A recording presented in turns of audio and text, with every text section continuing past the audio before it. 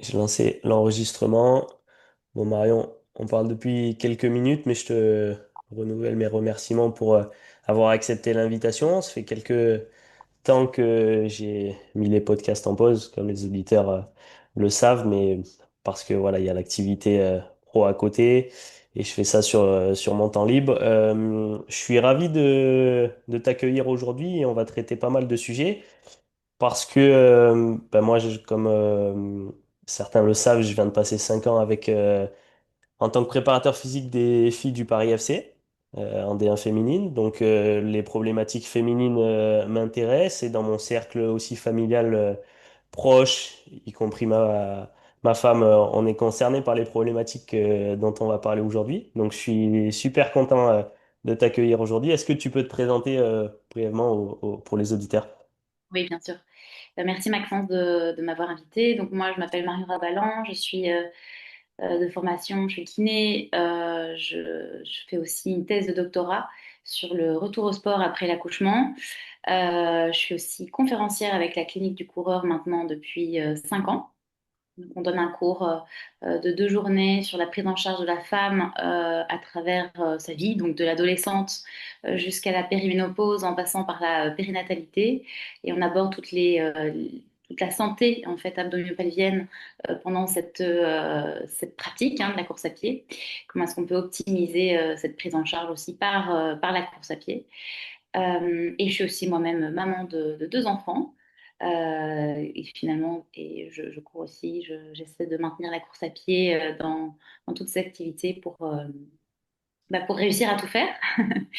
Et je travaille à Bruxelles, je suis kiné, donc je m'occupe de femmes au sein de leur activité physique pendant leur grossesse, en postnatal, et puis j'accompagne depuis toujours les coureurs et les coureuses blessés. Voilà un peu mon parcours. Génial. De toute façon, ça va nous servir de trame aussi, je pense, ce fil conducteur. On va parler de tout ce qui est avant accouchement, toute la période de grossesse, et ensuite tout ce qui se passe après. Toi, qu'est-ce qui t'a amené à t'intéresser à ces sujets-là? Ben, déjà par mon histoire, donc quand je suis tombée enceinte en 2013, je pratiquais à ce moment-là le triathlon et ma gynécologue m'avait formellement interdit de continuer la course à pied. Donc à cette époque, j'étais pas du tout dans la recherche. Et donc j'ai écouté les conseils de ma gynécologue, qui se basait surtout sur ses croyances plutôt que sur des données probantes. Donc j'ai arrêté la course à pied, j'ai fait du vélo, j'ai nagé.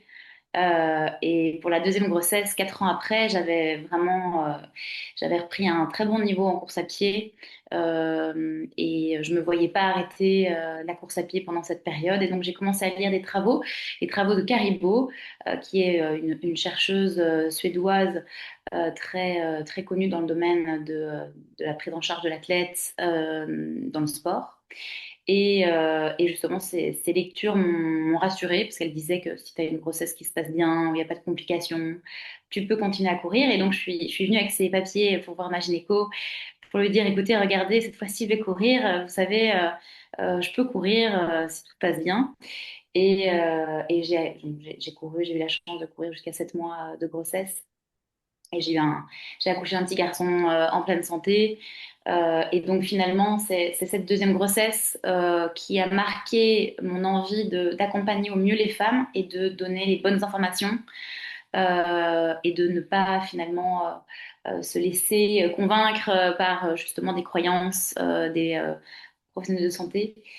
Donc voilà, on va dire que c'est surtout cette partie de ma vie aussi qui m'a influencée et puis aussi l'envie d'accompagner au mieux les femmes parce que finalement ça faisait une dizaine d'années que je travaillais en kiné du sport où j'étais spécialisée en troubles musculo-squelettiques et pas en rééducation périnéale et j'ai commencé à avoir des femmes qui se confiaient à moi en disant bah, c'est vrai, en fait je peux pas faire cette activité que vous me proposez comme des sauts par exemple et je me suis dit, OK, il y a probablement d'autres choses à mener dans la prise en charge en musculo-squelettique.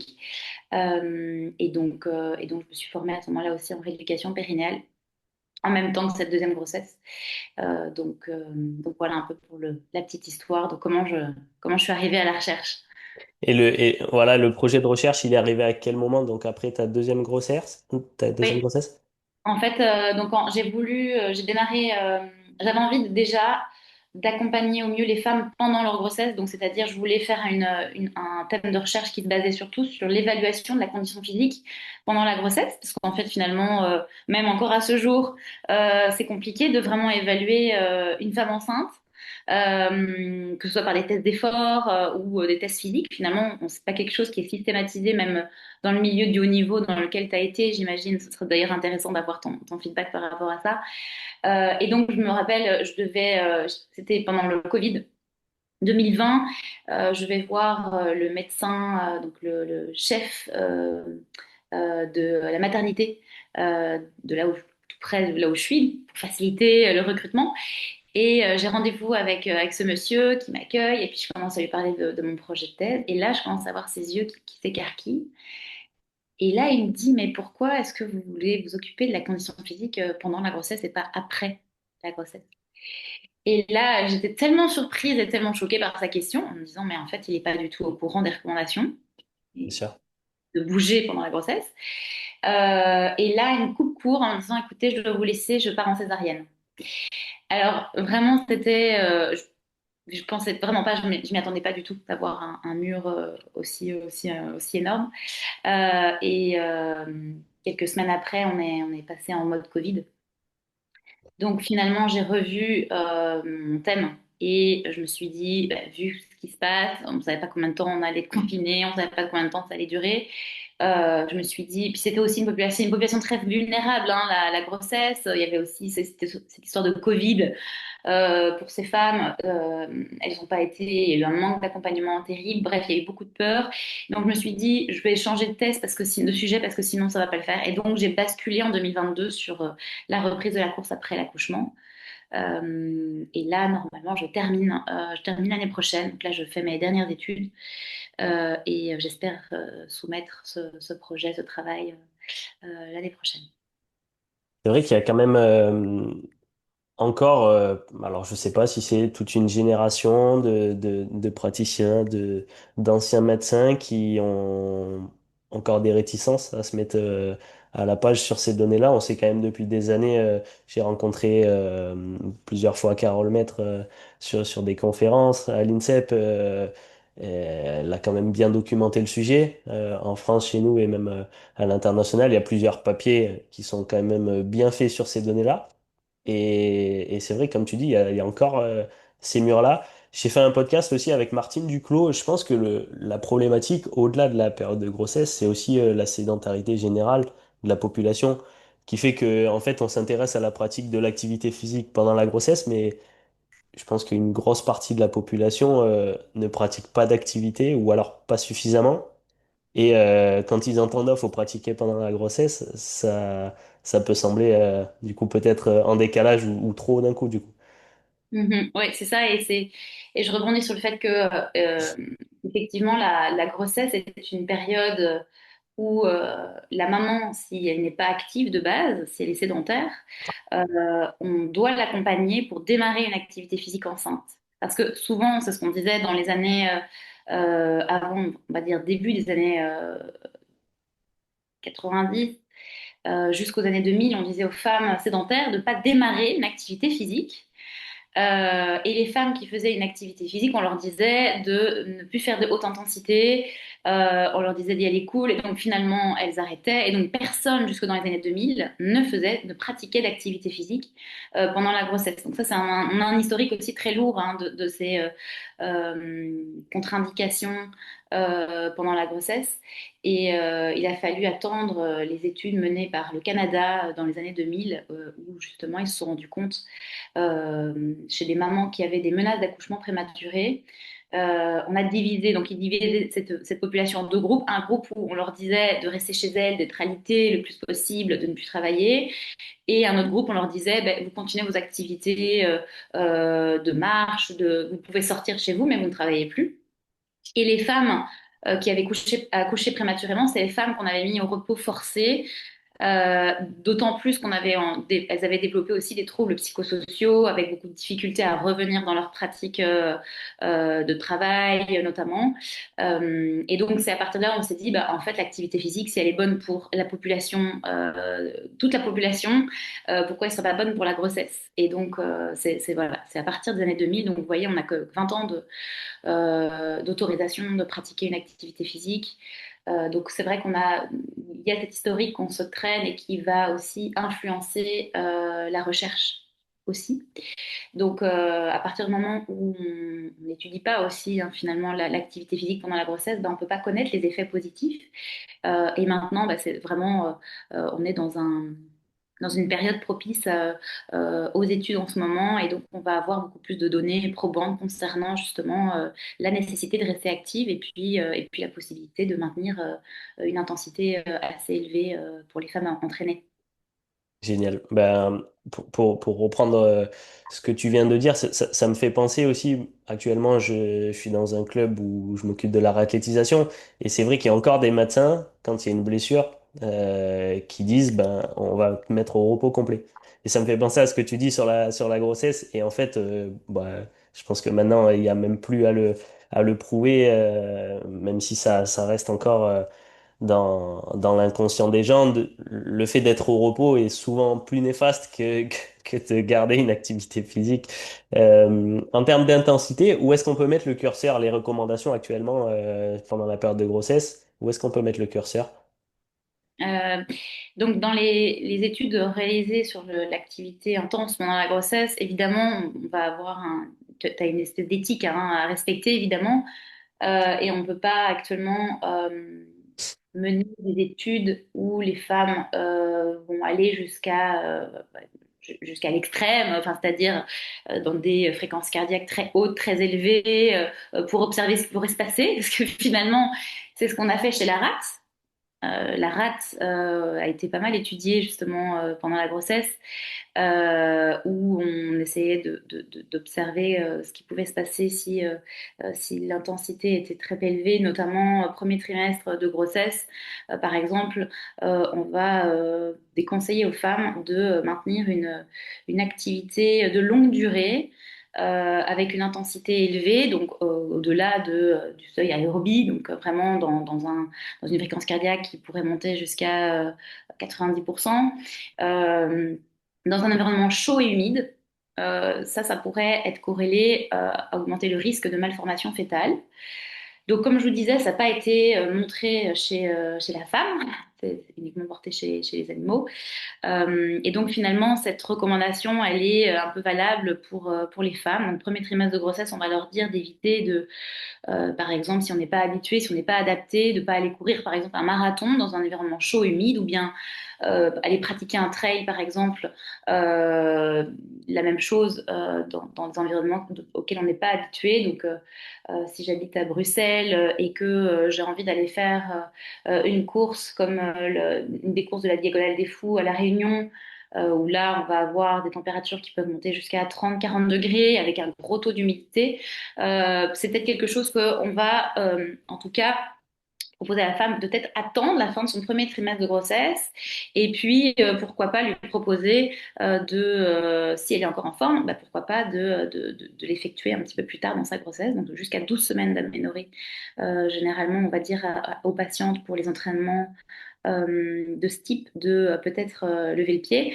Maintenant, quand je dis ça, là, dans mon podcast où on interroge aussi des femmes qui pratiquent une activité physique, qui ont eu la chance de courir pendant leur grossesse, il y en a quand même quelques-unes qui ont pratiqué un petit peu une activité du même type sans le savoir, en fait. Et quand je dis ça, finalement, ça va être quand les femmes sont au courant qu'elles sont enceintes et que, par exemple, elles ont prévu une course à ce moment-là, c'est là où on pourrait leur dire, bah, juste peut-être surveiller un peu l'intensité à laquelle tu vas pratiquer cette course, peut-être revoir un peu la distance. Imaginons, elle a voulu s'inscrire aux 40 km et il y a une course de 20 km, peut-être qu'on pourrait lui dire, bah, écoute, va peut-être faire le 20 km à ce moment-là. Moi, je pars toujours du principe que je vais essayer d'adapter l'entraînement, les compétitions aux besoins et le moins possible interdire parce que finalement, on n'a pas assez de données probantes que pour dire il faut pas le faire, en tout cas concernant ce premier trimestre de grossesse. parce que ça reste encore assez léger. Et je pense que, enfin, léger au niveau des données probantes. Des- Et c'est par l'expérience c'est par les expériences des femmes qu'on va recueillir que là, on va avoir plus, vous voyez, on va pouvoir affiner au mieux ces prescriptions. C'est-à-dire que si on imagine, on fait un appel à témoins et finalement, il y a une centaine de femmes qui ont pratiqué un entraînement de ce type pendant le premier trimestre de grossesse et que finalement, toutes ont eu une grossesse qui s'est bien déroulée avec un bébé qui est en bonne santé, et bien on va changer en fait finalement les recommandations. C'est en ayant justement aussi euh, ces données scientifiques, c'est-à-dire portées par des études, mais aussi par des expériences de femmes. Et c'est comme ça qu'on va faire changer aussi cette dynamique de recommandation. Et le deuxième point, concernant la grossesse totale, eh bien, la fréquence cardiaque qui est recommandée on va dire, la fréquence cardiaque maximale qu'on pourrait recommander, c'est 90%. C'est-à-dire les femmes qui sont habituées à s'entraîner avec de l'intensité pourraient aller s'entraîner jusqu'à 90% pendant 30 minutes. C'est ce qui est recommandé, 30 minutes au deuxième trimestre de grossesse. Et au troisième trimestre de grossesse, jusqu'à 20 minutes. Donc ça nous donne quand même une possibilité d'intensité assez élevée. Finalement, moi j'ai beaucoup de patients qui viennent me voir pour leur pratique de l'entraînement pendant leur grossesse.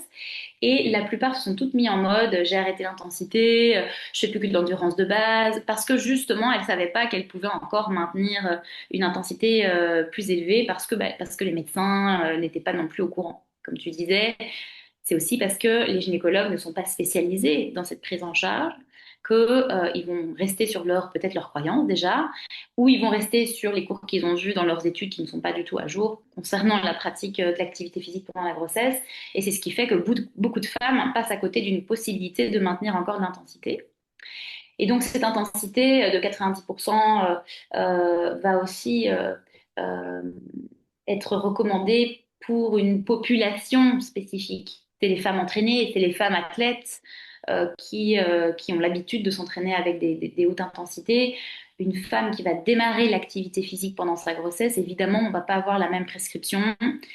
Pour elle, on va essayer de maintenir déjà de viser un 150 minutes d'activité à intensité modérée, donc 60-70% de sa fréquence cardiaque max, chaque semaine. Par semaine. Chaque semaine, voilà, et au minimum. Donc ça veut dire que le 150, ça va être le minimum à observer. Si on a une patiente qui vient vous voir et qui vous dit, moi je fais 400 minutes d'intensité modérée par semaine, on va pas commencer à lui diminuer. On va essayer de l'encourager à stabiliser son entraînement. Et pourquoi je vous dis ça? Parce que de façon naturelle, toutes les femmes pendant leur grossesse, que ce soit des femmes athlètes ou des femmes non athlètes, il va y avoir une diminution du volume et de l'intensité au fur et à mesure de la grossesse. Et donc le plus intéressant pour essayer de maintenir son niveau, on va dire un petit peu, pas trop diminuer son niveau de condition physique pendant sa grossesse, ben, c'est d'essayer le plus possible de maintenir de l'intensité pendant sa grossesse, parce qu'on sait qu'au fur et à mesure des semaines et des trimestres, l'intensité sera moins grande parce que bah, oui, il y a toutes les raisons physiques et physiologiques associées. Ouais, c'est génial, mais merci pour toutes les informations. C'est hyper clair d'entendre qu'il y a une vraie guideline en fait du début à la fin de la grossesse et que chaque femme peut garder quand même une intensité dans le travail. En parlant d'intensité, il y a une question qui me vient. Je sais pas si dans les données que tu as en tête, ça fera aussi écho parce que là, pour l'instant, on est sur des efforts, disons, à dominante énergétique.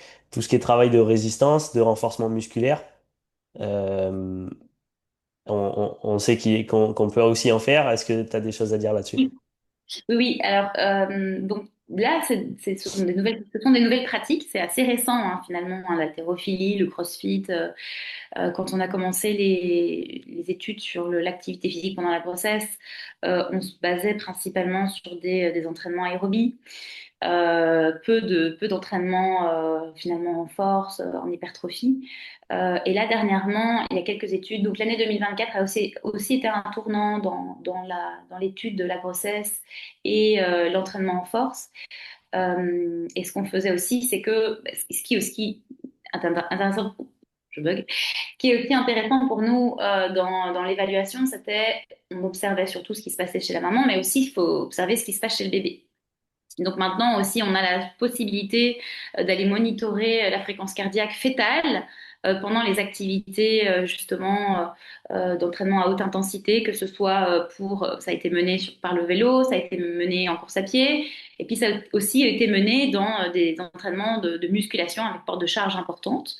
On voulait voir si la vascularisation globale, donc est-ce que la vascularisation était normale quand je pratiquais une activité avec beaucoup d'intensité? Est-ce que le placenta était bien vascularisé? Est-ce que le cordon ombilical était encore bien vascularisé? Est-ce que le fœtus avait finalement pas de bradycardie ou tachycardie reliée à l'activité physique aussi de la maman? On a eu plusieurs études, donc à chaque fois c'est un peu la complexité aussi, c'est le nombre de participantes. Généralement, il n'est pas très important dans ce genre d'études, hein. Donc il faut plusieurs études avec une cohorte d'une dizaine de femmes pour pouvoir arriver un peu à un guidelines quelque part. Euh, et donc là, les dernières études qui ont été menées et qui restent encore assez petites. Donc finalement, la puissance statistique de ces données reste encore euh, on va dire, hein, pas validé, mais ce serait encore intéressant qu'il y ait de plus en plus d'études pour pouvoir corroborer les résultats Mm. actuels. Mais en tout cas, les études qui ont été portées jusqu'à maintenant ont pu montrer que chez les femmes entraînées en donc, haute intensité, haute résistance en termes de développement musculaire, donc port de charge. On voulait voir si quand elles faisaient leur RM, hein, donc une répétition maximale, donc c'est-à-dire peut-être des développés couchés aussi, on avait aussi des deadlifts, on avait aussi des squats. On voulait observer justement si cette vascularisation était OK, si cette fréquence cardiaque fœtale restait tout à fait normale. Et on a pu justement valider le fait que chez ces femmes entraînées, il y avait des adaptations cardiovasculaires présentes chez le fœtus et aussi au niveau de leur système placentaire. Et donc finalement, actuellement aussi, celles qui vont pratiquer leur entraînement en force, qui sont entraînées, adaptées, c'est-à-dire que ce ne sont pas des novices, on va demander un minimum de 6 mois de pratique à ces femmes, surtout dans les hautes ports de charge, et donc, ça reste sécuritaire et pour, on va dire, la grossesse en tant que telle, la vascularisation, et aussi au niveau de la réponse fœtale. Donc ça, c'est vraiment aussi très intéressant de voir que ces bébés, en fait, eh bien, ils sont adaptés à l'entraînement de leur maman. Et ce que j'aime beaucoup expliquer à mes patients, c'est que leur placenta, il est très vite adapté dans le sens où il va développer plus de capillaires placentaires parce qu'elles font de l'activité physique. Donc les femmes qui ne font pas d'activité physique vont avoir une vascularisation, en fait, on a une moins grande demande puisqu'on ne pratique pas d'activité physique. Versus celles qui pratiquent une activité physique, où là, la turgescence et le nombre de capillaires va être vraiment significativement plus important chez ces patientes. Donc, toujours expliquer aux patientes qui courent ou qui font de l'activité physique pendant la grossesse, de leur dire que leur placenta, eh bien, ils s'adaptent à leur pratique et c'est assez incroyable. C'est des nouvelles études hein, qui sont portées sur la placentation, comment se développe le placenta pendant la grossesse en réponse à l'activité physique et que finalement, bah, c'est quelque chose d'assez nouveau finalement, hein. Ça fait quelques années qu'on est en train de développer, d'étudier réellement ces effets physiologiques qui pourraient même influencer le développement aussi cardiovasculaire même de l'enfant à venir. Donc c'est ça qui est assez incroyable. Mais on est encore au début. Je peux pas vous dire aujourd'hui que si on pratique une activité physique pendant sa grossesse, notre enfant va avoir un meilleur potentiel cardio-respiratoire, chose que intrinsèquement, je pense quand même, parce que Mm. c'est pas anodin hein, de pratiquer une activité physique pendant sa grossesse le plus longtemps possible. Donc voilà, pour les réponses en tout cas, on peut se rassurer quand on est entraîné, quand on est adapté et qu'on a aussi une grossesse, on va dire, sans contre-indication. Parce que là, je parle du tableau de ça se passe bien, voilà, je peux m'entraîner pendant ma grossesse, mais il y a aussi des grossesses, malheureusement, j'ai des patientes très sportives qui rêveraient de pouvoir s'entraîner pendant leur grossesse, mais qui ne le peuvent pas parce qu'elles vivent une grossesse avec des contre-indications relatives ou absolues. Et finalement, il faut aussi dépister ces grossesses pour pouvoir adapter au mieux cette pratique. Ça, c'est important de le dire à la conclusion de tout ce que tu viens de dire, parce que voilà, ça restera malgré tout un suivi médical, même si depuis tout à l'heure on évoque tous les aspects positifs. C'est important de savoir que le médecin et le suivi médical sera toujours la priorité. Malgré tout, bah, tout ce que tu viens d'évoquer depuis tout à l'heure, c'est moins de risques obstétriques, moins de douleurs pendant la grossesse, une meilleure santé aussi psychologique, parce que ça va faire du bien aussi de maintenir une activité physique. Bien sûr, Renforcement du périnée et ainsi de suite. On va continuer sur ça. Moi, ça me fait aussi penser sur ce que tu viens de dire. Et pour le coup, je trouve ça hyper altruiste, hein, même si on est au début des recherches, mais de se dire, en fait, je peux donner potentiellement un meilleur bagage à mon futur enfant. Et ça me fait penser à Tia Claire, une athlète de CrossFit qui a gagné 7 fois les CrossFit Games. Et ouais. je voyais ses vidéos il y a quelques mois. Elle était enceinte de peut-être 7 mois avec un ventre hyper développé. Elle était en train de faire des mouvements d'haltérophilie. C'est hyper intéressant. Alors évidemment, la charge sera adaptée. Tout ce qu'on vient de dire, Oui, ça reste du bon sens. Tu parlais des 150 minutes par semaine, des contraintes d'intensité, ça reste quand même du bon sens. C'est aussi ce que recommande l'OMS sur une pratique de santé, en fait, de 180, je crois, minutes par semaine. Mais évidemment, si tu es athlète de course à pied ou si tu es athlète de musculation ou de CrossFit, ben, il y a des choses que tu vas devoir adapter sur le renforcement. Je pense, ben voilà, tu as cité quelques exercices tout à l'heure sur le haut du corps, peut-être moins de problématiques, mais sur le bas du corps, ben, on va éviter de faire des exercices comme le hip thrust ou des charges vont être posées sur le bassin ou sur le ventre, oui, des kettlebell swing, des burpees, voilà, toutes ces problématiques-là qu'on peut aussi avoir en ligne de mire. oui, tout à fait. Et puis finalement, Tia Claire, on la voyait effectivement faire ces mouvements et ça paraissait assez impressionnant. D'ailleurs, ça a été assez critiqué euh, sur les réseaux sociaux de toute façon. Bien sûr. Mais elle adaptait ses charges, c'est certain. Elle n'était plus en train de faire. Elle gardait une haute intensité, mais elle n'était plus au même niveau en fait d'avant sa grossesse. Donc finalement, elle a suivi ses sensations et c'est là où c'est important d'expliquer aux femmes pendant leur pratique ce qu'elles peuvent ressentir, ce qui est OK pour la grossesse, et ce qu'elles ne devraient pas ressentir. En fait, finalement, ça va être rendre les femmes conscientes et expertes des signes et des symptômes qu'elles doivent surveiller pendant leur grossesse. Et ça, je pense que c'est ça la clé de pouvoir adapter l'entraînement pendant la grossesse. Euh, C'est-à-dire qu'on ne pratique pas une activité physique pendant la grossesse avec des symptômes tels que des fuites urinaires, des lourdeurs, des muscles du périnéal, donc lourdeur au niveau du vagin, pas de douleur abdominale, pas de douleur musculo-squelettique globale. Et on parle aussi de tout ce qui est tirage abdominal. Essayer de différencier le tirage abdominal avec les contractions utérines, qui là pourraient avoir un effet sur le col et pourraient compromettre finalement le bon déroulement de la grossesse. Ça, je pense que c'est ce qu'il faut. Il faut s'attarder à ces explications chez ces femmes pour qu'elles puissent au mieux suivre et se dire bah tiens voilà là je sais qu'il se passe ça, ben, on m'a dit que c'était pas normal, et ben j'arrête mon activité et je vais aller consulter pour checker que tout se passe bien, que ce soit retourner chez le médecin si on commence à avoir des douleurs abdominales ou si je commence à avoir des symptômes comme des fuites urinaires, bah, je retourne voir mon kiné pour pouvoir adapter et démarrer un entraînement des muscles du plancher pelvien, par exemple. Mm. Euh, et je reviens aussi à la pratique de l'activité physique. Si vous êtes coach, thérapeute, vous voulez accompagner les femmes pendant leur grossesse, il y a des questionnaires, des certificats à l'aptitude de l'activité physique pendant la grossesse que je vous recommande de faire signer par le médecin de la patiente. Comme ça, la patiente que vous prenez en charge, eh ben, vous savez qu'elle est apte à faire une activité physique pendant la grossesse. Et donc le questionnaire, c'est le XAAP.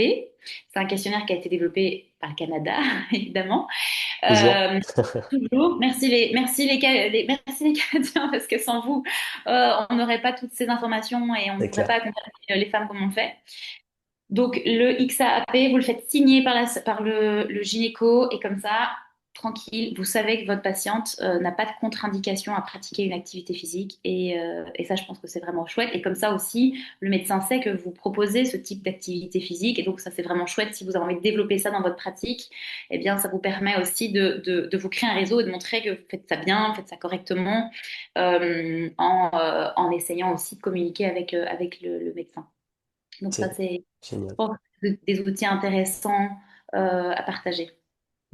Hyper intéressant. Je mettrai sûrement le lien du questionnaire Ouais. dans les notes. Ouais. On avance un petit peu dans la chronologie. Donc, on parlait de grossesse. L'accouchement se passe, idéalement dans les meilleures conditions. La maman accouche. On parle des suites. Qu'est-ce qui rend la reprise d'activité parfois si complexe en postpartum? Alors, ce qui influence énormément le retour à la course, par exemple, ou le retour au sport après l'accouchement, ça va être aussi donc l'activité physique qu'on a fait pendant la grossesse. Donc, c'est pour ça qu'il faut encourager les femmes à maintenir un niveau d'activité physique le plus longtemps possible dans leur grossesse, pendant leur grossesse. On sait aussi que 40 à 60% des femmes pendant leur grossesse vont souffrir de symptômes tels que des fuites urinaires, par exemple, des lourdeurs périnéales et aussi de douleurs musculo-squelettiques, donc surtout les douleurs région lombo-pelvienne. Et donc ces femmes qui démarrent avec des symptômes pendant leur grossesse vont aussi avoir plus de risques d'en avoir en postnatal. Donc les femmes, si vous nous écoutez et que vous avez des symptômes pendant votre grossesse, s'il vous plaît, soyez prises en charge pour diminuer le plus possible ces symptômes, si on n'arrive pas à tout annuler, mais au moins les diminuer pour que votre postnatal se passe mieux.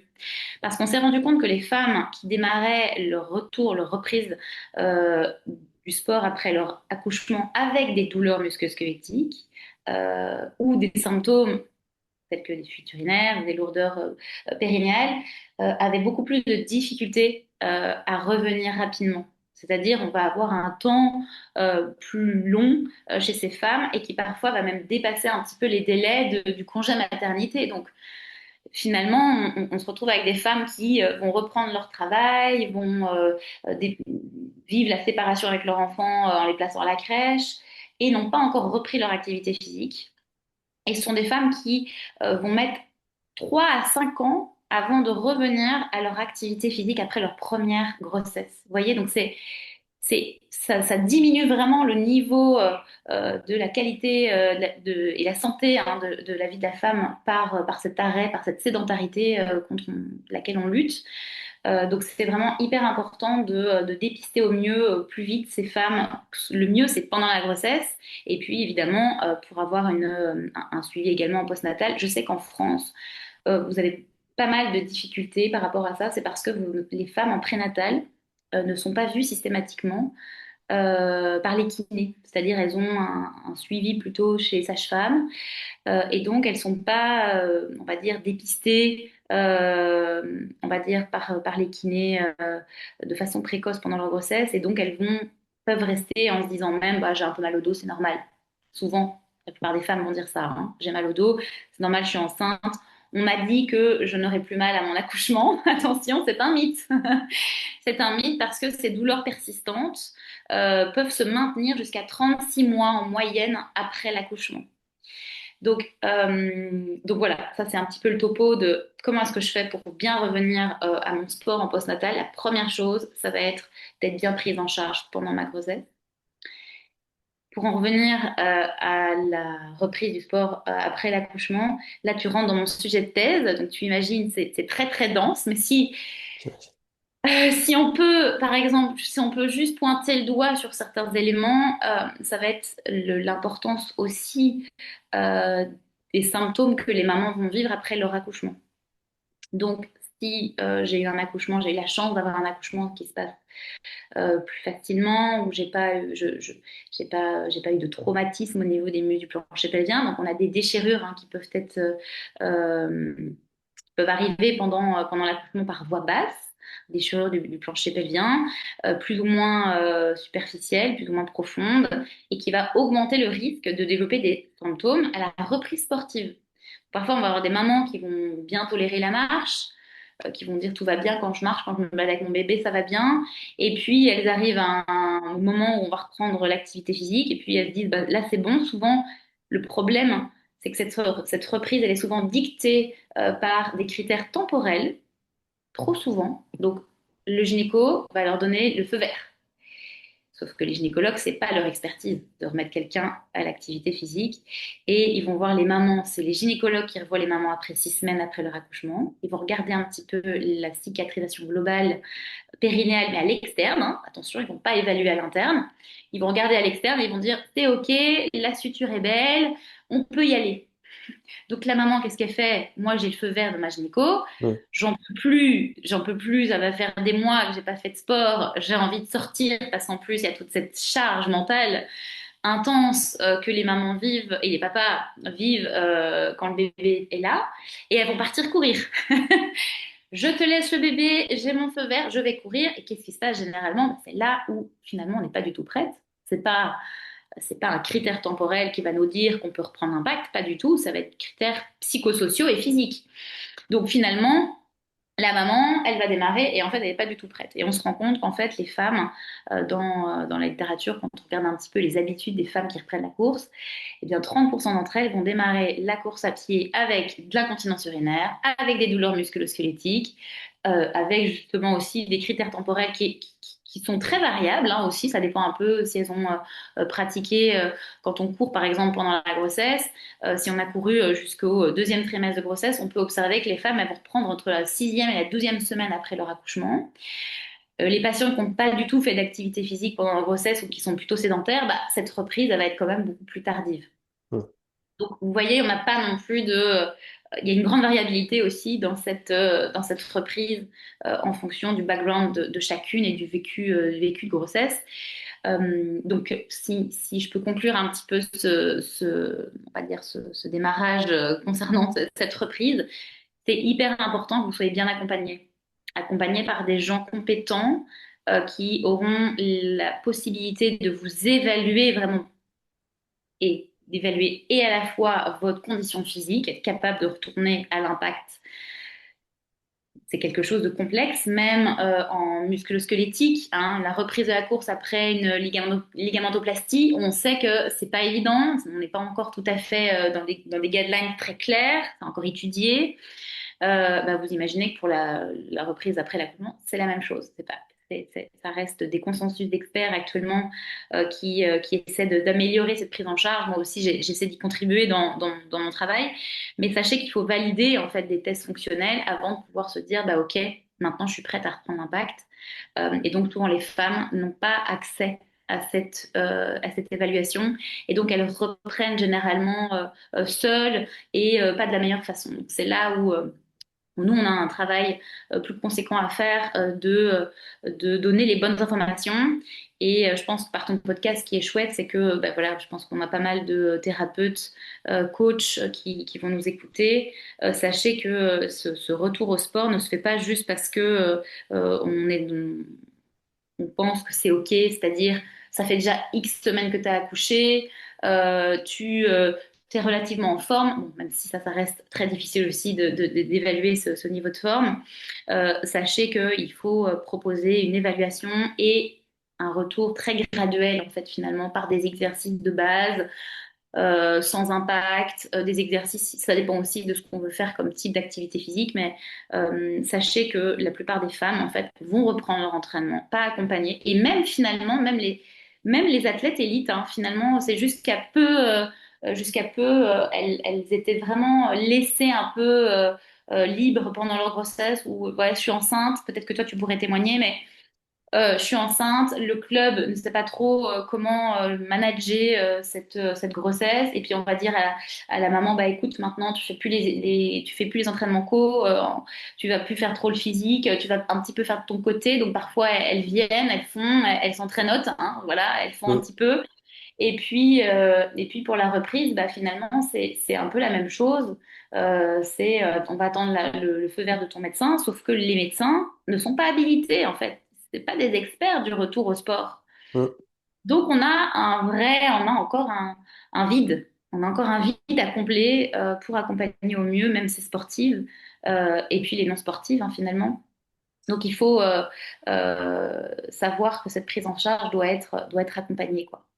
C'est clair. Et ce que je retiens aussi d'intéressant dans ce que tu viens de dire, c'est le fait, l'importance du fait que ce maillon-là, vous kiné aussi, doit être dans la sensibilisation et l'éducation et même avant, en fait, parce que dès qu'on fait appel au moment de la reprise, c'est presque un peu tard. Alors, je grossis le trait évidemment, mais de tout ce qu'on a dit depuis 40 minutes, en fait, cette éducation, moi, dans mon cercle proche, j'ai, voilà, je connais des femmes qui ont repris l'activité. Moi, ma femme a toujours gardé une activité. Je t'entendais dans un de tes podcasts dire que tu courais même jusqu'à la veille de ton accouchement. Ma femme, alors elle écoute pas tous les podcasts, mais celui-là, je lui enverrai, elle l'écoutera avec grand plaisir. Mais je sais pour la petite histoire, elle faisait du vélo, elle pour le coup, mais au matin de l'accouchement. Donc elle a gardé cette activité physique-là. Et j'ai des connaissances qui ont repris là. Alors c'est marrant parce qu'il y a la clinique de coureur et ça me fait aussi écho à toutes ces informations moi dans la réathlétisation, de reprise de course, de reprise d'activité, de return to run, enfin, de réathlétisation, quoi, pour le coup, parce que la grossesse, Mm. c'est pas une blessure, mais c'est une Non, phase où il va falloir, du coup, reprendre l'activité à une intensité qu'on avait sûrement perdue. On va voir refaire ce qu'on a dit tout à l'heure. Mais voilà, c'est vrai que je trouve ça dommage, moi, que certaines femmes reprennent l'activité sans être guidé, drivé. Et mm, j'en ai qui enfin, qui sont venus me voir. Je suis ni kiné, ni habilité, mais en tout cas, via mes connaissances et les échanges que j'ai eus, ça me permet d'orienter. Et quand on me dit, oh, Max, j'ai repris, j'ai eu des fuites, là, c'est normal. mm, Donc, mm. c'est quand même dommage. Et du coup, après, il y a un arrêt de la pratique parce que Oui, de peur que ça ouais, devienne chronique. Donc, oui, changement des habitudes et là, on tombe dans un cercle un peu vicieux, quoi. oui, tout à fait. Et comme tu disais, les fuites urinaires qui peuvent apparaître justement quand on reprend son activité, sa pratique sportive, va être un vrai frein à la performance, un vrai frein à la pratique sportive aussi. Donc ça, c'est hyper important d'expliquer aux patientes, même quand on n'est pas spécialisé en rééducation périnéale. Moi, j'aime bien donner cette phrase aux thérapeutes qui voient des sportives aussi, et de leur dire, bah, tu vois, finalement, là, on est dans une période où il pourrait y avoir plus de développement de symptômes, voilà, tels que voilà, des fuites, des lourdeurs, des sensations de douleur périnéale, de l'inconfort. Et moi, ce que je te propose, c'est que je te donne un questionnaire, comme ça, tu remplis ce questionnaire. Et puis, si on se rend compte que tu as un symptôme présent, eh bien, je vais te référer à une collègue avec qui je travaille pour pouvoir te faire un bilan périnéal de façon à ce qu'on te prenne bien en charge. Et moi, j'aime bien cette phrase parce que on va pas poser la question directement, est-ce que tu as des fuites? Parce que parfois, on peut être très gêné. Déjà, l'athlète elle-même peut être gênée et le thérapeute masculin, si c'est un homme, on est encore moins à l'aise de poser ce type de questions. Mais sachez que la prévalence, elle est élevée, d'accord, dans ces périodes de périnatalité où si vous avez une patiente athlète de haut niveau qui s'entraîne avec un haut niveau de pratique, on a aussi des prévalences qui peuvent monter dans certains sports à 80% de fuites urinaires.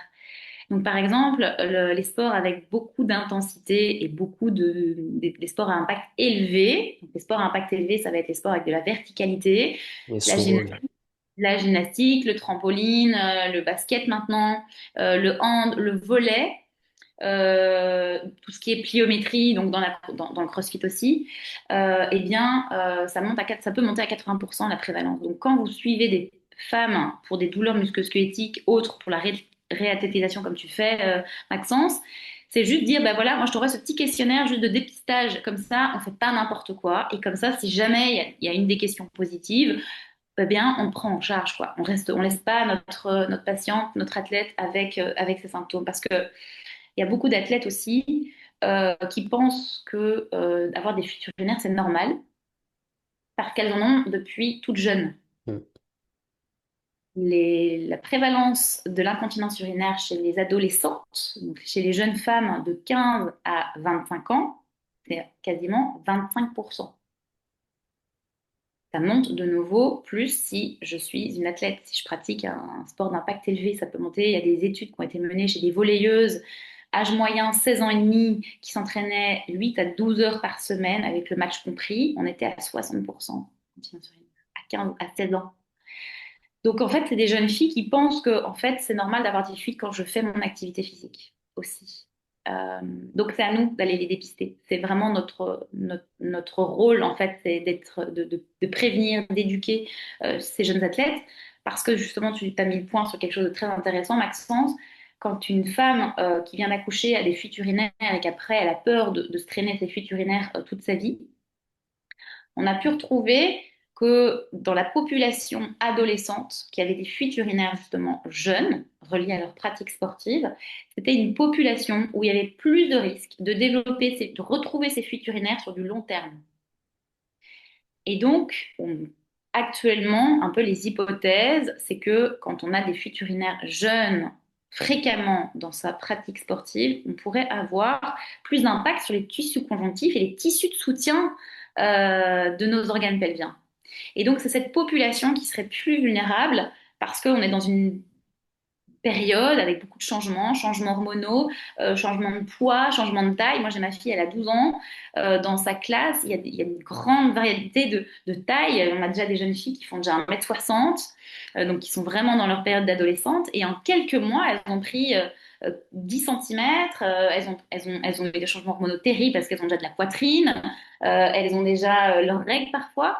Et donc, c'est une période où, en fait, finalement, il y a tellement de changements rapides qui sont menées que c'est une population qui va être plus vulnérable et qui sera plus critique de mener, enfin, de développer des symptômes dans leur vie si elles sont pas quelque part protégées pendant cette période. Moi, les jeunes adolescentes donc, qui viennent me voir en consultation avec des symptômes pelviens importants, il faut absolument les prévenir et surtout parler au staff Mm. technique en leur disant, écoutez, t'as beau avoir de l'or entre les mains, cette athlète, elle est géniale, elle a peut-être, elle est vouée à une super belle carrière, mais sache qu'en fait, sa santé est en jeu, sa santé pelvienne est en jeu.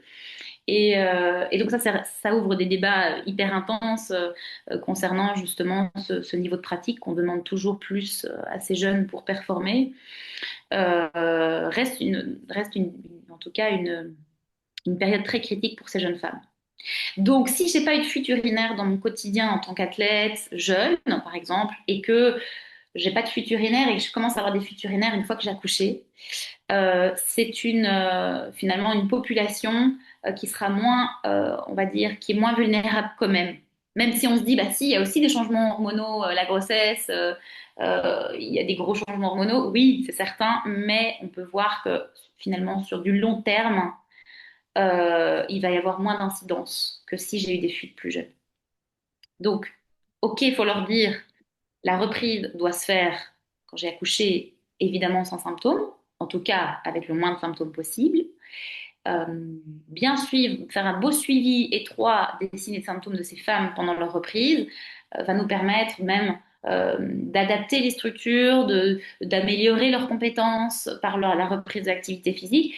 Et souvent, sur du moyen long terme, ces symptômes vont diminuer si c'est évidemment bien pris en charge et qu'il y a une rééducation périnéale qui est faite. Euh, donc ça, je pense qu'il faut aussi expliquer aux femmes dans cette période. Il faut aussi quelque part les accompagner au mieux, éviter de catastropher. Ouh là là, t'as des fuites urinaires, on arrête toute l'activité physique parce qu'on sait que quand on arrête tout, il va y avoir une adaptation plus importante des muscles plancher pelvien. Donc la reprise va être encore de nouveau compliquée. Euh, donc, c'est vraiment jouer avec ces symptômes, jouer avec la planification. Si j'ai des fuites urinaires quand je m'entraîne le soir et que j'ai pas de fuites urinaires quand je m'entraîne le matin, bah voilà, on va essayer d'adapter aussi cette proposition d'entraînement parce que les femmes en postnatal, la fatigue accumulée de la journée à s'occuper de leur bébé, à les bercer, à marcher avec, à faire des squats pour les endormir ou pour calmer leur colique. Ça pèse déjà dans la balance du stress mécanique périnéal. Et puis quand elles font leur petite séance de course à pied, quand le partenaire revient le soir et qu'elles reprennent leur entraînement à ce moment-là, bah, il y a moins de chances que ça passe Mm. que si je m'entraîne avec mon bébé le matin, quand j'ai eu ma nuit, même si j'ai pas vraiment dormi, mais je suis restée en position couchée, eh bien, souvent, il va y avoir une différence dans les sensations et dans les symptômes. Donc, il faut penser dans cette prise en charge, en fait, qui est hyper, on va dire, hyper complexe, Ouais, c'est tout.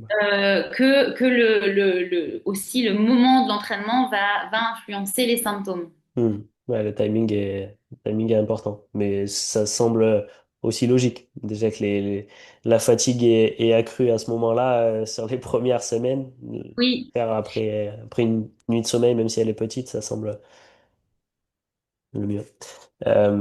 Après, dans rééducation, il y a éducation, souvent, c'est ce qu'on disait tout à l'heure, et moi je le vois aussi dans mon métier, on manque d'anticipation sur certaines choses.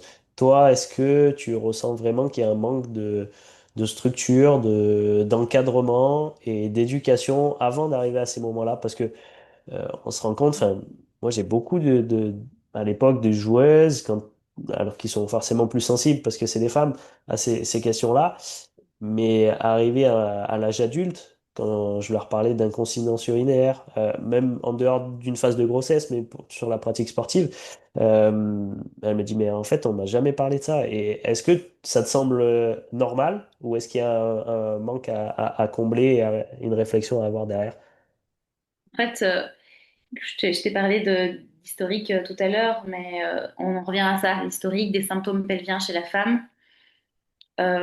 Pourquoi il y a cette méconnaissance de la part de tout le monde, de toute la population? C'est parce que les études menées sur le plancher pelvien, elles ont à peine 20 ans. Elles ont à peine 20 ans à l'international. Donc, pour venir en France, ça a pris encore 10 ans de plus. Donc, veut dire ça fait qu'une dizaine d'années, 10 15 ans qu'on parle des symptômes abdominopelviens lors de la pratique sportive.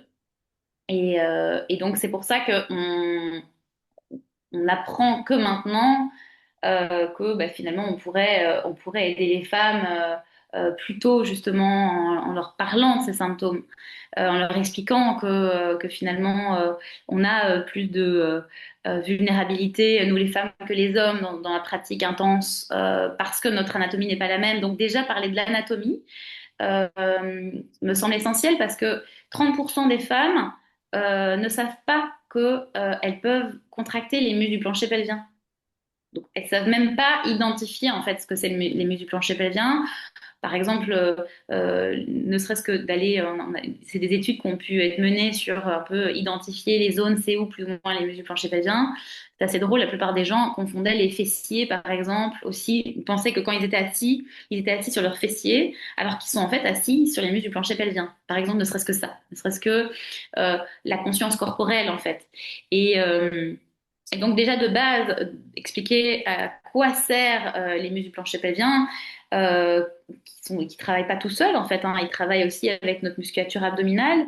Leur parler de la possibilité d'aller les contracter, d'aller les engager, d'aller influencer même ce recrutement musculaire par la respiration, ne serait-ce que ça, parce qu'il y a beaucoup de pratiques sportives où on a intérêt en fait de parler de la respiration, mais qu'on ne l'aborde pas de façon systématique. Donc, il y a certains sports comme l'haltérophilie, même il y a l'haltérophilie, le crossfit, ou les exercices où il y a énormément de recrutement musculaire, les sports de lancer aussi, c'est des sports où il n'y a pas spécialement d'impact, mais ce sont des sports où il y a beaucoup de pression intra-abdominale.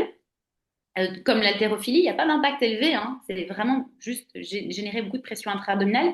Ben, déjà expliquer à ces jeunes femmes qui démarrent ce sport ben, que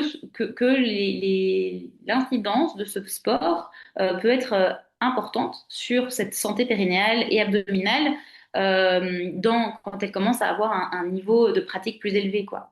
Donc c'est certain que l'éducation, en fait, à cette santé pelvienne et aussi à l'écoute, en fait, des signaux que peut nous envoyer, en fait, notre santé abdominopelvienne devrait être mise déjà en avant dès qu'on démarre une activité physique dans toutes les fédérations.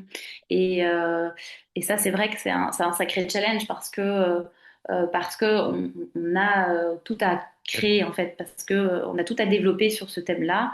Oui, maintenant on entend que l'incontinence urinaire, il y a des risques d'avoir de l'incontinence urinaire dans certains sports, mais est-ce que les gens comprennent vraiment pourquoi? C'est ça le pourquoi et comment est-ce que je peux améliorer cette cette pratique sportive en essayant d'éduquer ma patiente, ça reste assez compliqué parce que ça demande quand même une certaine expertise et toutes les fédérations n'ont pas accès justement à ces informations.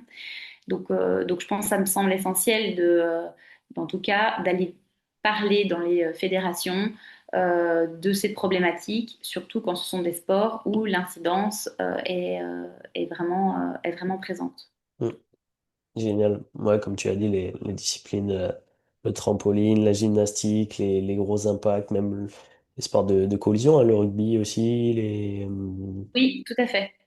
Et j'ai envie aussi de, finalement, c'est le niveau de pratique qui va plus l'emporter que sur le type de sport. Par exemple, les nageuses professionnelles qui font des sports sans impact, portées. c'est un Ouais. Mm. même, elles vont avoir aussi plus de risques d'avoir des fuites urinaires.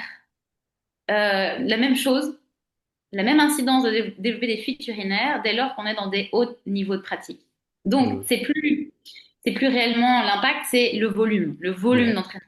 Ouais. Donc, en fait, dès que je commence à m'entraîner avec du haut volume, peu importe mon sport, il devrait y avoir du dépistage. Et d'ailleurs, il y a un très bel outil, c'est le PFD Sentinelle. Donc, ce qui permet d'aller dépister les dysfonctions pelviennes. Et bon, il y a deux parties dans ce questionnaire. Première partie, c'est sur les symptômes abdominopelviens. Est-ce que tu as déjà connu des fuites? Est-ce que tu as déjà eu des lourdeurs du périnée, des douleurs? Si on a un minimum de 1 sur 5 sur ce questionnaire, ben, on va directement avoir une évaluation. On va référer en tout cas notre athlète chez un spécialiste en dysfonction pelvienne. Et s'il n'y a pas, il y a tous des items concernant les caractéristiques cliniques et les caractéristiques reliées à la pratique sportive. Et si vous avez un minimum de 14 items, donc il y en a 28, s'il y a la moitié des items qui est coché, on doit aussi référer non, il y en a plus que 28. Mais si on a un minimum de 14, eh bien, on doit être référé aussi. Donc ça, c'est déjà des nouveaux outils qui existent aussi. Cet outil est relativement récent, il a 1 an, il a été développé par Sylvia Giaggio, qui est une collègue qui vient de terminer son doctorat. Et donc ça, ce sont des outils hyper intéressants qui pourraient être proposés, systématisés dans les fédérations, également dès qu'on commence à avoir un haut niveau de pratique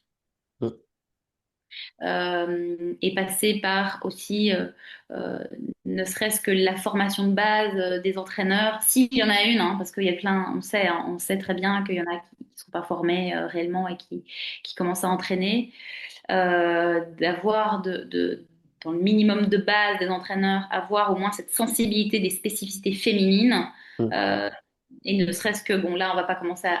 Si on part sur le thème aussi du cycle menstruel, on n'a pas fini Maxence, mais aussi pouvoir parler du cycle menstruel chez ces jeunes athlètes, ça, c'est hyper essentiel aussi. Ça fait partie vraiment de l'éducation de base que devraient avoir les athlètes, mais aussi les entraîneurs, quoi.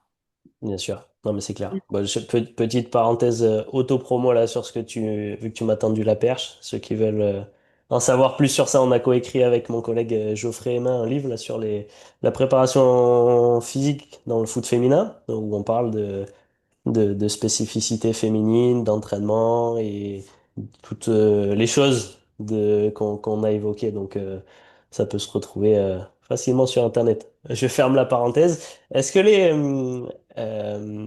tu parlais de la formation des coachs. Est-ce que les données de Bernadette de Gasquet sur tout l'entraînement hypopressif, etc., elles sont toujours d'actualité? Est-ce que c'est des choses où on vient de demander à aspirer le périnée, à rentrer le transverse, c'est des choses qui se font toujours ou est-ce que la littérature a évolué depuis quelques années? Alors, en fait, les travaux de Bernadette de Casquet ne sont pas supportés par la littérature. Elle n'a jamais publié d'articles scientifiques déjà. Donc, c'est pas, Ok. voilà, c'est pas Elle a quelque écrit des livres, c'est ça. Elle a écrit les livres, elle a C'est une ça. très belle expérience. Et ça, je pense qu'elle a fait beaucoup de choses positives hein, pour démystifier la santé pelvienne. Et ça, je pense qu'on peut vraiment on peut être reconnaissant par rapport à ça. Cependant, ça reste des techniques qui restent très spécifiques, donc les hypopressifs qui permettent d'aller diminuer la pression intra-abdominale en proposant également une aspiration des muscles du plancher pelvien, peuvent être intéressants, mais selon moi, et aussi un peu selon la science, finalement, si tu veux préparer une patiente à aller faire de l'impact, si tu lui proposes que des exercices hypopressifs, tu Bien vas pas sûr. être fonctionnel. Tu vas pas rentrer dans un réentraînement qui va s'adapter à la pratique. Et la deuxième chose, c'est que la pression nous permet de créer des adaptations tissulaires. Mm. Donc, si je fais des exercices en enlevant tout le temps la pression, je ne vais pas aller adapter mes structures. Donc, si vous avez une patiente qui a des fuites urinaires, oui, le fait d'aller réentraîner, c'est-à-dire réveiller la musculature périnéale avec des exercices hypopressifs, peut avoir du sens pour démarrer, pour conscientiser le transverse, pour conscientiser la respiration, le cycle respiratoire et tout ça. Mais ce ne sera pas suffisant comme en tant que tel. Ce ne sera pas suffisant comme type d'entraînement périnéal. Et il faudra réentraîner aussi les muscles du plancher pelvien dans des exercices fonctionnels. Si j'ai des symptômes quand je suis en train de faire des squats au moment où je suis en étirement total et c'est là où je me sens pas bien et c'est là où je sens que je peux avoir des fuites urinaires, bah, c'est dans ce type d'exercice qu'il faut travailler. Mm. Donc la préparation, on va dire, moi, les exercices hypopressifs, je vais peut-être les proposer, j'ai ma caisse à outils, je vais sortir ce tiroir pour certaines patientes, les hypopressifs, mais pas pour toutes. C'est quelque chose, à mon avis, qui s'adapte à une population, mais pas à toute la population. Maintenant, tous les exercices, que ce soit d'hypopressif ou pas, où on va en tout cas activer et bien comprendre comment fonctionne ma musculature pelvienne, bah, c'est très bien. C'est-à-dire que s'il y a des patientes chez qui l'hypopressif est beaucoup plus intuitif, voilà, il y a des patients qui vont me dire, moi, quand je contracte mes muscles du plancher pelvien, j'ai vraiment besoin de faire cette technique-là parce que je l'ai apprise et que je la connais bien. Et ben ça, je vais vraiment la donner à ma patiente pour lui dire, OK, tu reprends ces exercices. La patiente qui me dit, oulala, là là, moi je suis pas du tout hypopressif, je fais de l'haltérophilie et finalement quand tu me demandes de contracter ma musculature en faisant de l'hypopressif, pour moi j'ai du mal à comprendre, j'ai du mal à sentir, bah, je vais vite passer à autre chose, vous voyez. Donc ça va pas être un peu c'est pas les exercices de base maintenant Mm. qu'on va prescrire. Je pense que c'est vraiment dépendant de la pratique de la patiente, d'où elle vient. Et tester avec la patiente quel type d'exercice elle sent mieux ce recrutement périnéal. Ça, c'est l'essentiel. Donc, il n'y a pas, euh, dans la pyramide des recommandations, il ne va pas y avoir les hypopressifs en bas ou en haut. Non, ça dépend vraiment de chacune. Et donc vraiment, ce n'est pas corroboré, ce n'est pas soutenu par la littérature scientifique, plus qu'aller contracter volontairement les muscles du plancher pelvien. Ça, par contre, c'est très étudié dans la littérature, quand on fait des études concernant justement cette rééducation périnéale. C'est souvent pas des hypopressifs qu'on propose, c'est surtout une activation volontaire des muscles du plancher pelvien, avec ou sans cycle respiratoire, avec des entraînements assez structurés de contraction volontaire dans différents types de positions.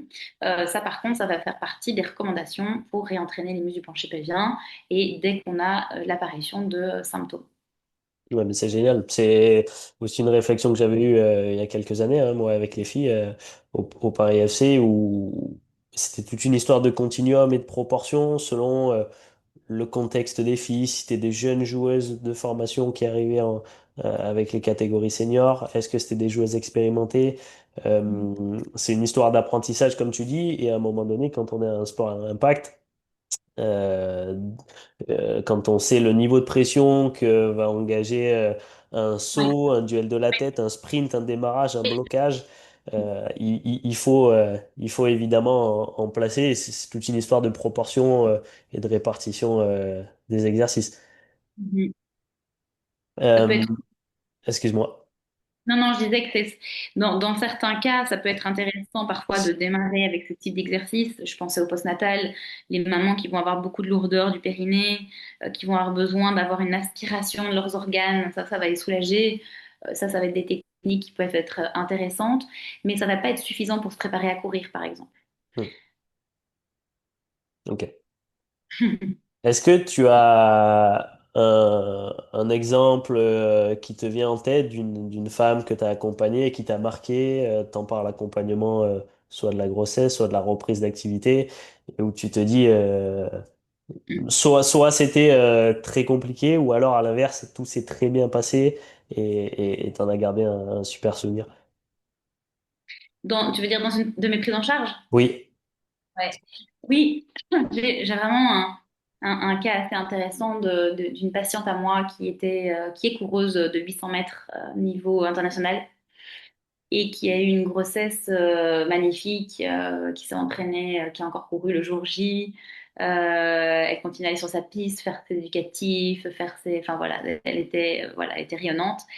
Et puis malheureusement, elle vit un accouchement très compliqué, un accouchement avec euh, très long, avec des poussées. Elle a poussé pendant plus de 2 heures. Ça a fini avec des instruments. Donc on peut avoir une petite ventouse ou bien des forceps. Elle a carrément eu les forceps. Donc on sait que les forceps augmentent largement le risque de trauma au muscle plancher pelvien. Et puis à l'issue de cet accouchement avec des déchirures aussi naturelles importantes, hein, où le sphincter a été touché. Enfin vraiment, vraiment compliqué les retours de couche, comme on dit. Et, euh, et, euh, et donc, avec énormément de lourdeur périnéale. Donc, elle avait vraiment, vraiment besoin de s'asseoir. Elle ne pouvait pas marcher longtemps. Enfin, ça a été vraiment très compliqué. Et là, ça a été l'horreur pour elle parce que elle s'est dit, elle se voyait accoucher hyper facilement.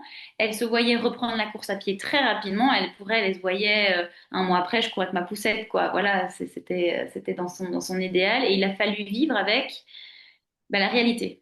Et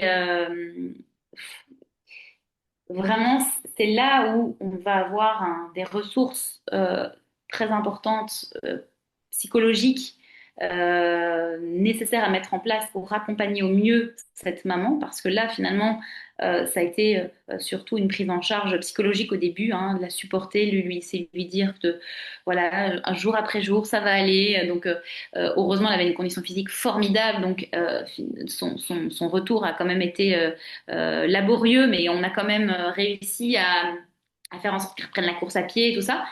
Mais ça a été un temps, il y a eu un décalage en fait entre sa réalité et puis ce qu'elle a souhaité, tout ce qu'elle avait mis en place pour que sa grossesse se passe bien et qu'il y a eu ce déroulement de l'accouchement qui a été très compliqué et qui a fait que son retour en postnatal a été différent. Et donc, il ne faut pas négliger le déroulement de l'accouchement aussi chez nos patientes, chez nos athlètes ou, voilà, ou nos mamans tout simplement, euh, qui va influencer ce retour possible, précoce ou pas. Et donc l'accompagnement, la psychologique est vraiment plus grand. Et il faut savoir que les mères qui vivent des traumas lors de leur accouchement, on augmente le risque de développer une dépression postnatale. Donc la dépression postnatale va aussi influencer tout ce retour au sport de façon drastique. Donc ça, c'est hyper important de dépister au mieux. Il y a des outils aussi. Vous avez tapé sur Google Edinburgh Scale Postnatal. Et là, vous avez aussi tout le dépistage possible. Donc ça, c'est des outils qu'on peut aussi utiliser facilement et rapidement quand vous avez une maman qui a eu un accouchement trauma avec des traumas importants. Mais même s'il n'y a pas des traumas physiques, vous voyez, c'est pas spécialement j'ai eu des lésions. C'est le trauma de l'accouchement, c'est-à-dire elle avait vraiment elle a vraiment vécu un trauma à son accouchement en fait, hein, le fait de pousser des heures, de voir que ça n'allait pas, que ça aurait pu Mm. finir voilà, ça aurait pu être vraiment, c'était vraiment compliqué.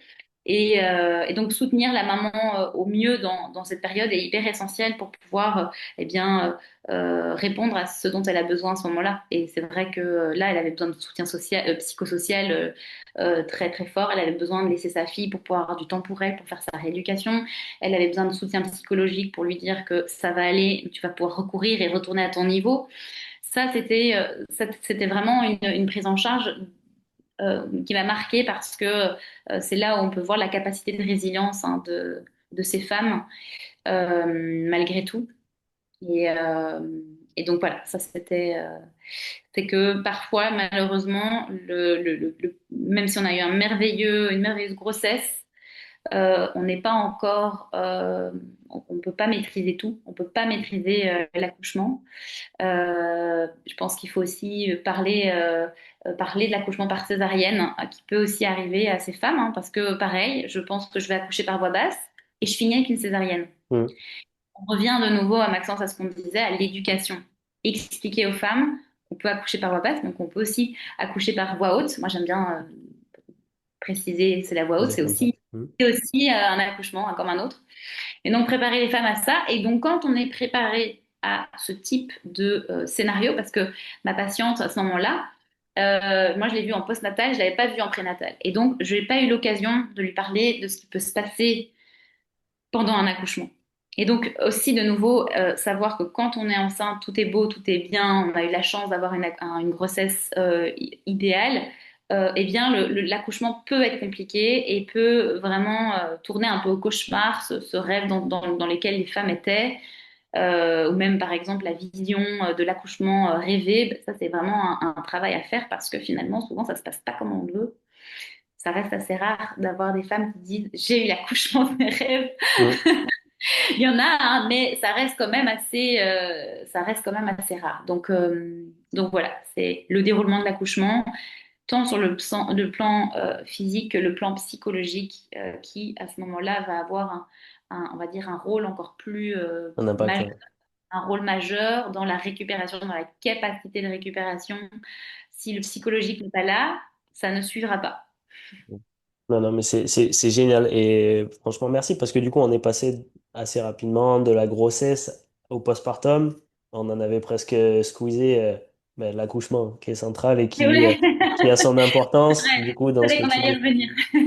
Génial. Bon, je vais te poser les dernières questions parce que je vois le temps qui passe et je vais te libérer parce que tu as une grosse journée de travail qui t'attend, tu m'as dit. Euh, comment, Comment tu vois l'évolution? Alors, il y a aussi un gros sujet hein, que je sais toutes les problématiques de recherche, de doctorat que ça implique tant qu'on n'a pas publié les travaux. Donc, il y a beaucoup de sujets sur lesquels j'aurais aimé te questionner, mais peut-être qu'on pourra se prévoir d'ici un an un nouveau podcast du coup dans Ah lequel oui, tu oui, pourras oui, avec présenter plaisir, Alice. tes Oui, oui, oui, travaux. Alice, suite à thèse, bien sûr. Voilà. Est-ce qu'on peut te suivre sur les réseaux? Oui, tout à fait, vous pouvez me suivre. J'essaie d'être un petit peu plus présente sur Marion Guirab. Euh, Vous pouvez effectivement suivre aussi les activités qu'on mène avec la clinique du coureur, où on a justement des prochainement, on va lancer aussi un cours un peu plus global sur la prise en charge de la femme de 4 journées à partir de l'année prochaine.